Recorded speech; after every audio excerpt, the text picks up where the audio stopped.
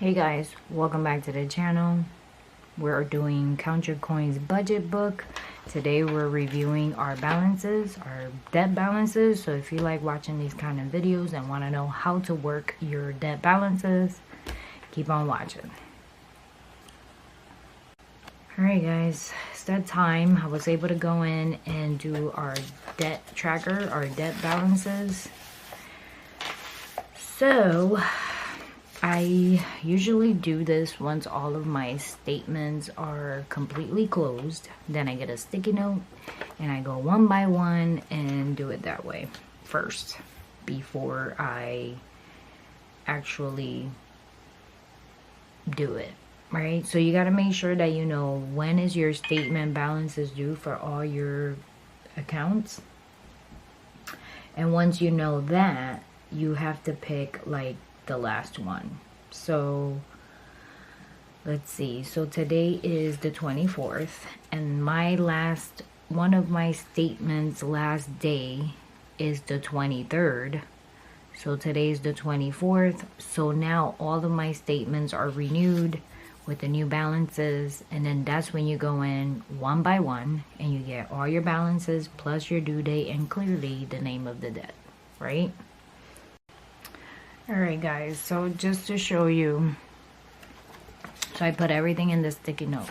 I usually do things on the 16th, but then I go back and I re-look at them at the last week of the month. And this is the reason why.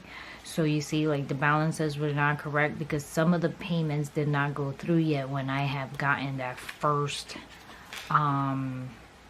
balances. So this is why you should look to see when was your last statement and then do it the day after, because that means every single one of them already got your payments and your statement should be available. The other thing I wanted to tell you was if you're doing this from smallest to largest, your amounts will change throughout every month because of your interest rate. So whatever was first last month may not be first this month, you know, depending on how much you pay for your, whether you're doing a minimum payment or you're paying extra, changes that balance. Your interest rate clearly changes that balance.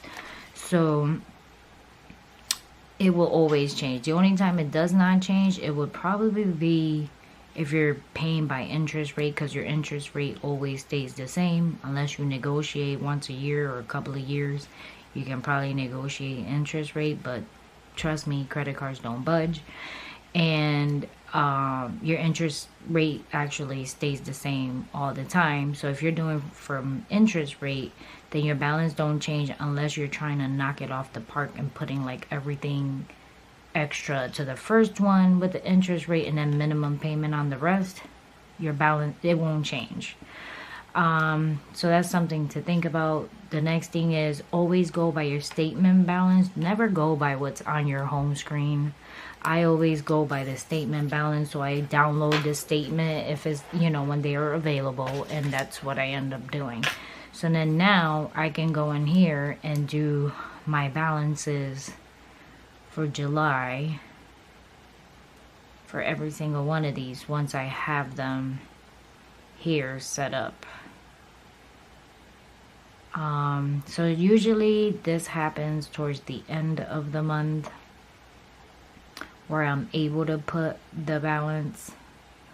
And then of course I always put them in the order they were the previous month, so they stay the same. But technically I've been doing from smallest to largest for the longest time, and clearly I should have put I shouldn't have done this until now, like once I realize what are my balances, so I can see which ones are technically smallest to largest. Because as you can see, my Marcus now went smaller than my Best Buy.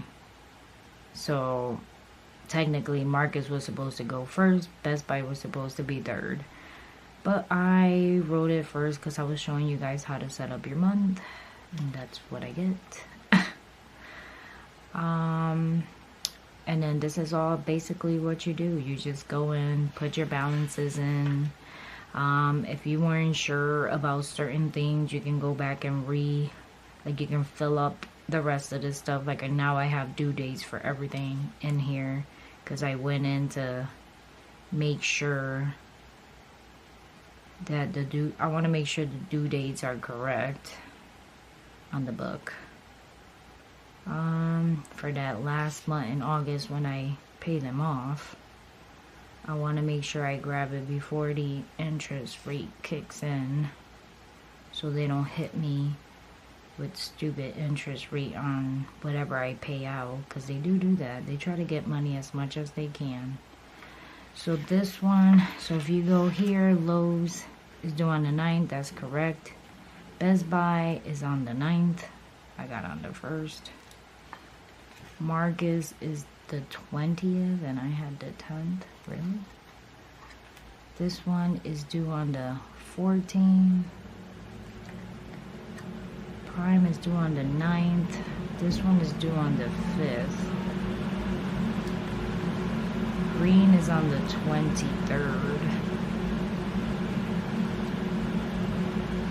Ford is on the 11th. I don't have due dates on the schools, but I put the 3rd because I know they're always due in the beginning of the month. The TN home is due on the 15th, not on the 30th. And then the Connecticut is due on the 1st. So if I wanted to look pretty, I guess I could go back and fix these to make it look more better instead, so they can be a little bit more understandable. So we got the 14th, the 23rd, the 11th, the 15th, and the 1st. And that's it. That's basically what you do. I usually do it, I start on the 16th looking for it. That's what that means. DT is debt tracker. But I don't officially put it on here until the last week of the 20, like I know my last statement is the 23rd, so I usually do it around this time. Always put it in a sticky. I always go by my statement balance. I have always gone from smallest to largest. Interest, I tried doing it by interest one time, but it didn't really boost me to hurry up and try to get out of debt. The one that worked for me was the smallest to the largest. So right now we're in July and we are in August.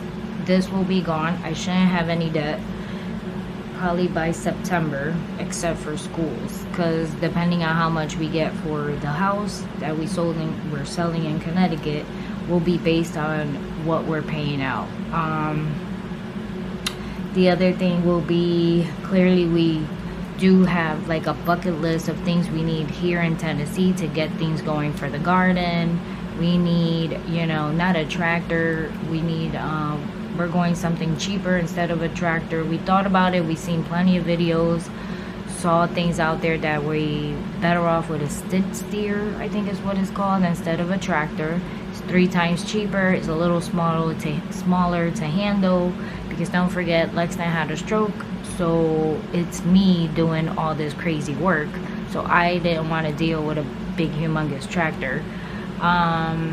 So we're going with a skid steer, which is smaller and it has all the attachments that a tractor has.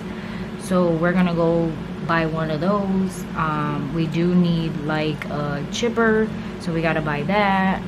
There's a few things that we have purchased, and of course put it on one of the credit cards because we have balances available. Because once you start paying your credit cards, these people just keep giving you credit because they want you to spend.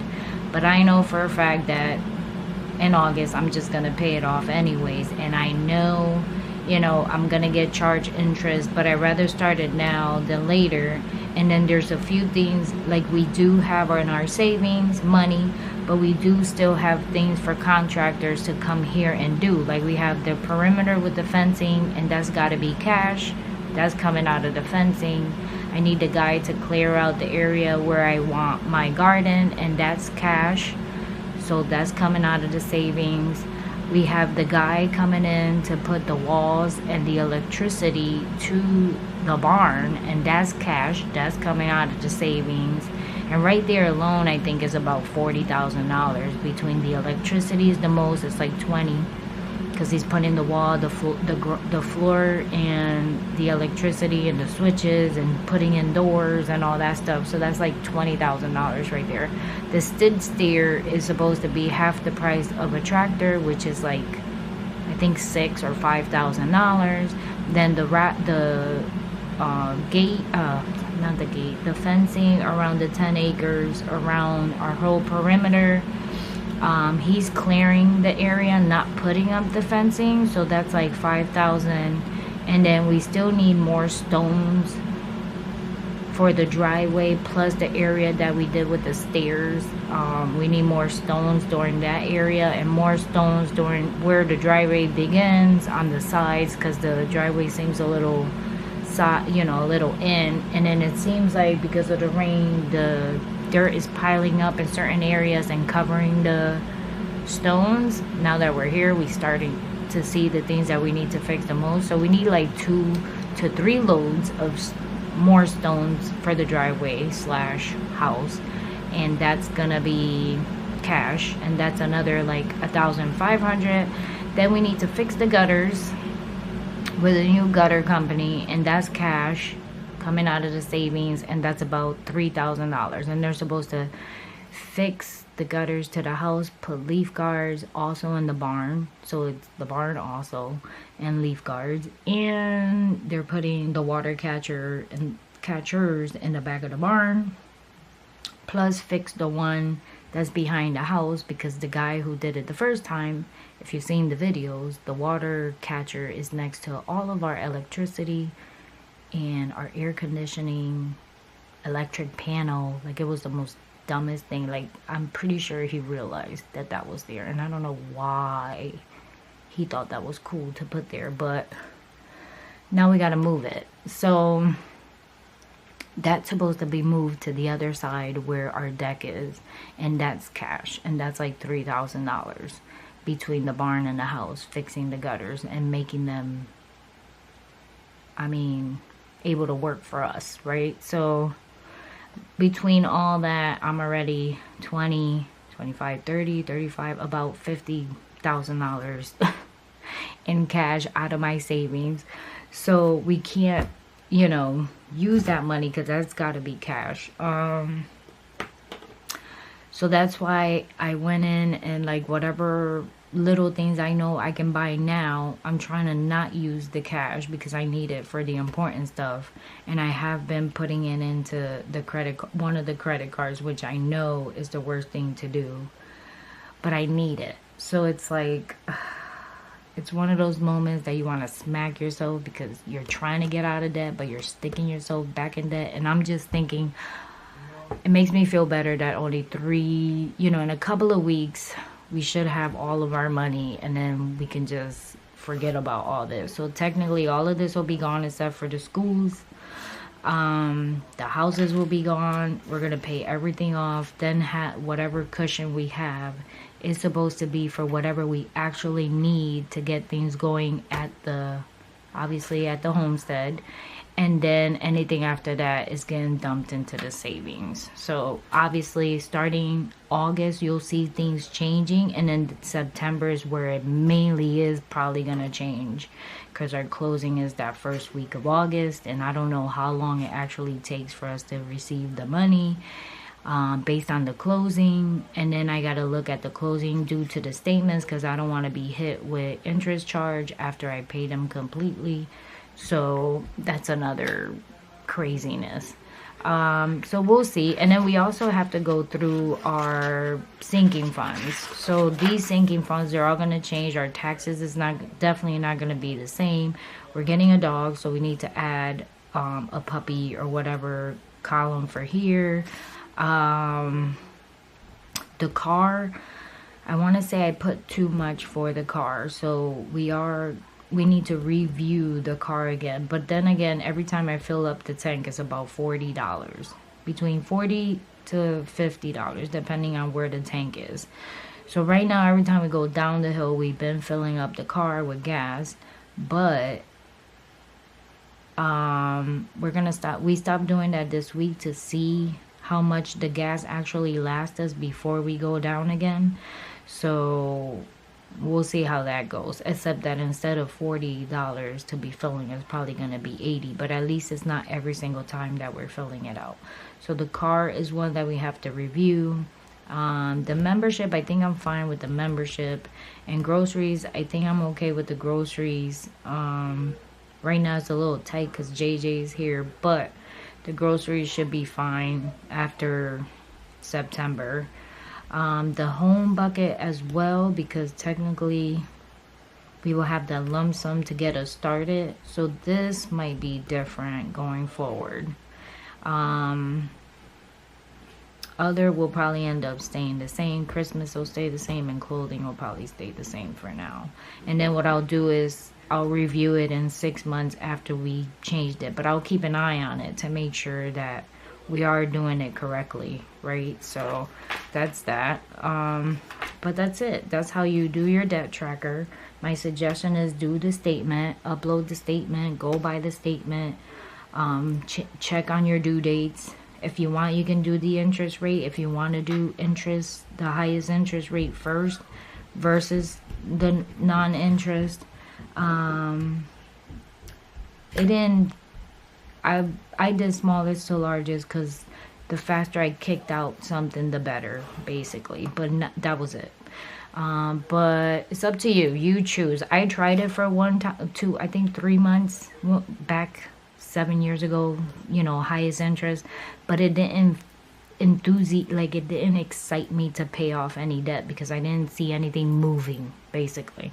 So it's up to you. You can try it for 3 months, the highest interest, and see which one you like best. But that's it for the debt tracker. Thank you for watching. God bless. Don't forget to subscribe, give it a thumbs up, and I will see you the next time. Bye.